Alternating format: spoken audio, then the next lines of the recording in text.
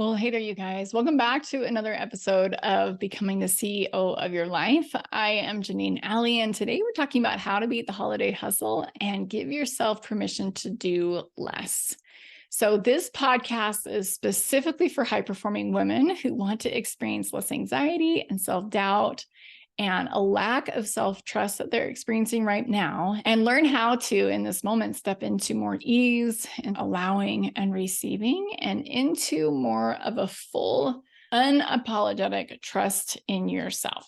So before I dive into all of the amazing content today, I want to just let you know that there will not be another episode of the podcast until 2024. The next podcast episode will be live on January 4th. And I am going to, just like I share in this podcast, give myself permission to do less over the next couple of weeks because I want to spend time with my kids. My youngest was just calculating like how many more Christmases that we have together as a family, and things are changing. I mean, I've got kids going here and there and moving on with their lives. And so I don't have a lot of these years left where it's just our nuclear family without people wanting to do in-laws and home by themselves and all kinds of things. So I'm going to cherish this time with them. All right. This is a little bit more of a shorty episode. And like I said, I'm just going to dive right in and get to the good stuff on how to give yourself permission to do less. So the answer is actually very short and simple. You are the one that needs to give yourself permission to do less.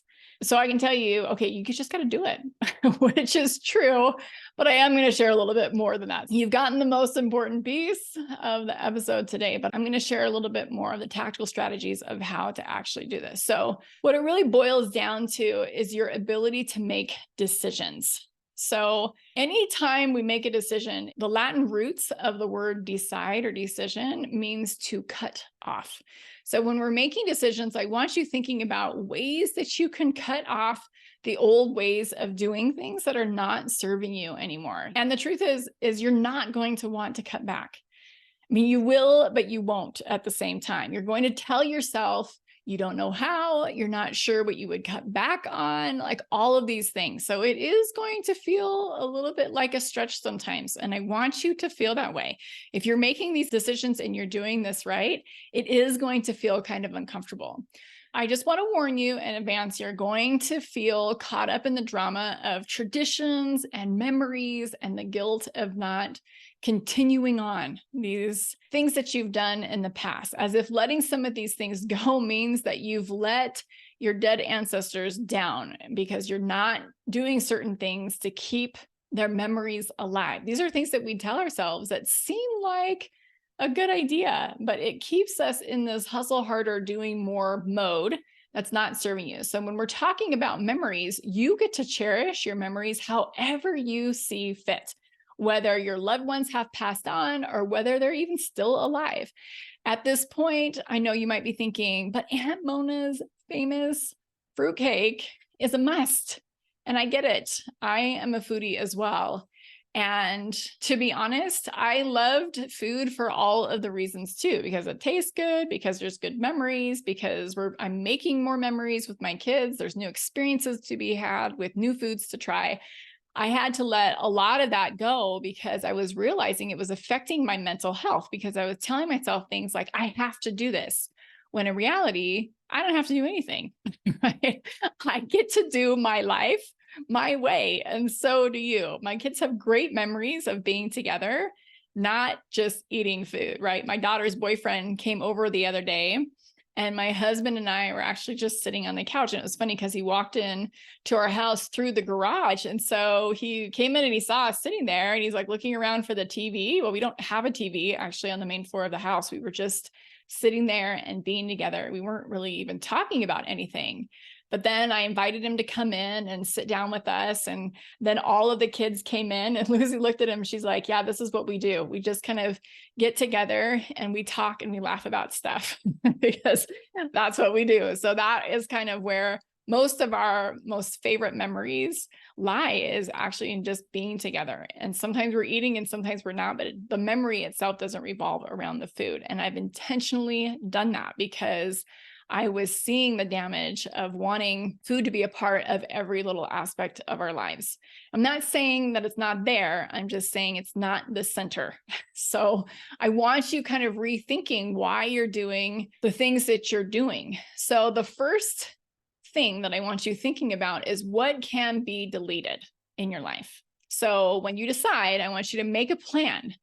And I want you thinking about, okay, what are you going to keep and what are you going to get rid of?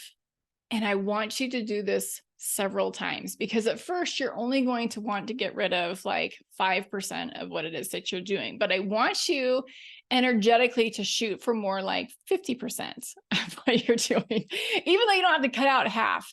It's that energy that you're bringing to the table. Like, no, I'm making decisions. I'm cutting things out this year and it's going to be different.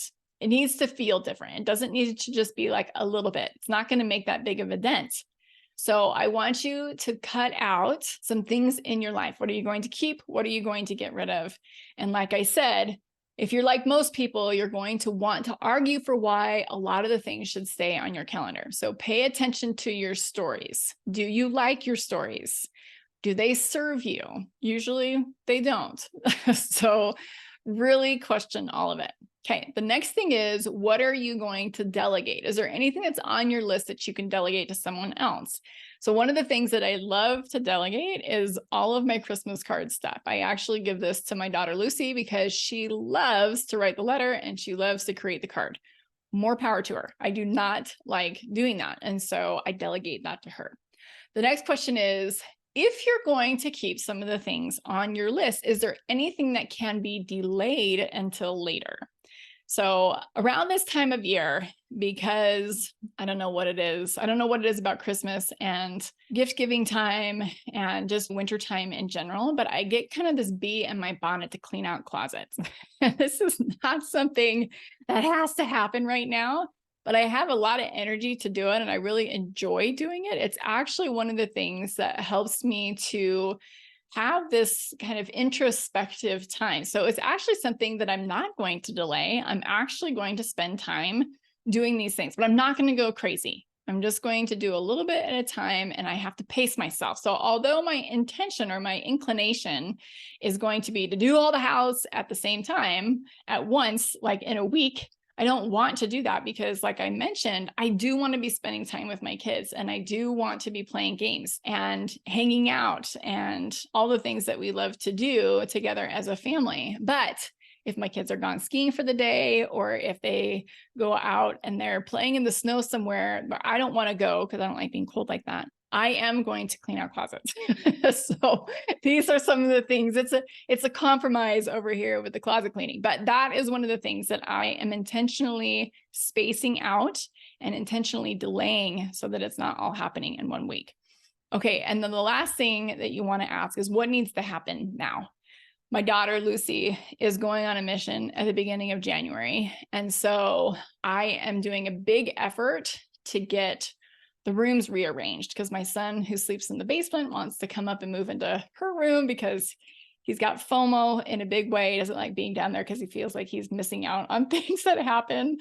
I don't know what he's thinking because I always go to bed before my kids do. So I don't know what he's thinking he's missing out on, but he does want the bedroom upstairs. So we're going to be doing that. And she's also really concerned that the kids are going to get into her clothes and kind of ransack her stuff. So she wants to have all that boxed and put away before she leaves. So that needs to happen now. So that is one of the projects that we're going to be doing. We are going to have a lot of fun actually doing that because it's one of my things.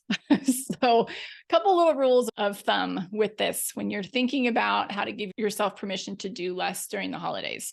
I want you to practice saying no more than you say yes to things. Even if you don't get to that 50% of deleting that I was talking about, you want to make it more of a mindset. Like, what are you intentionally going to say no to, and say no more often than you say yes, so that you are making space and room for the things that are the most important things to you. So the most important things to me during this time of year is my family and my faith. So I want to make sure that these things happen. The things that are not most important to me are skiing, even though that is being with my kids, but I really don't like being cold.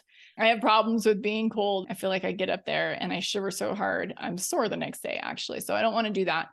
But that is a time for them to be doing that, which gives me space to just relax and think and clean out the closets that I want to clean out.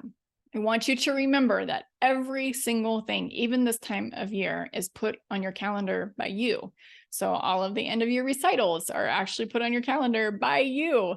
Family functions are put on your calendar by you. And I get that someone else is throwing the party, whether it's a recital or whether it's dinner at your mom's or whatever, and you were invited and you are supposed to be there, but you ultimately get to decide. So if it is a yes, I want you to check your attitude. It's not like, I've got to be at this thing. I want you to think to yourself, I get to be at this thing. It's one of my favorite things during the time of year. Every year, one of my kids' end of year events is kind of like a potluck thing. It's a snacky potluck with cookies and chips. You get to decide if you're even going to the recital in the first place. And if you're going to bring food, you can say no to either one of those things or all of it. It's totally up to you. If you say yes to something like that, I want you to own it, but don't begrudge your yeses because they're from you. If you don't want to go to the recital, for example, but you committed to going and bringing something, go and do it with a good attitude. You get the opportunity to enjoy the holidays however you take care of yourself. So be kind to yourself and have a beautiful and wonderful rest of your month. Taking it easy is actually very hard to do, especially this time of year. And if you need help with this, this is one of the things that I teach my students how to do in the Becoming the CEO of Your Life Mastermind, where I help my students to get mental clarity and experience more ease and self-trust in your life. So if you are interested, reach out, go to janeenalley.com/CEO to book a call with me. It's actually the fastest way to get in touch, and we will connect and we'll have a lot of fun. So if you want to do that, again, that link again is janeenalley.com/CEO to book a call. If you enjoyed this episode of the podcast, I would love it if you share it with your family and your friends, or you left me a rating and a review over on whatever podcast platform that you're listening to. All right, you guys, have a wonderful rest of your month and a very happy holiday, however you celebrate. And I want you to know how grateful I am that you are here and that you are listening to this podcast. It really does mean the world to me. I love you guys. Have a beautiful rest of your year. Take care. We'll talk soon. See ya. Bye.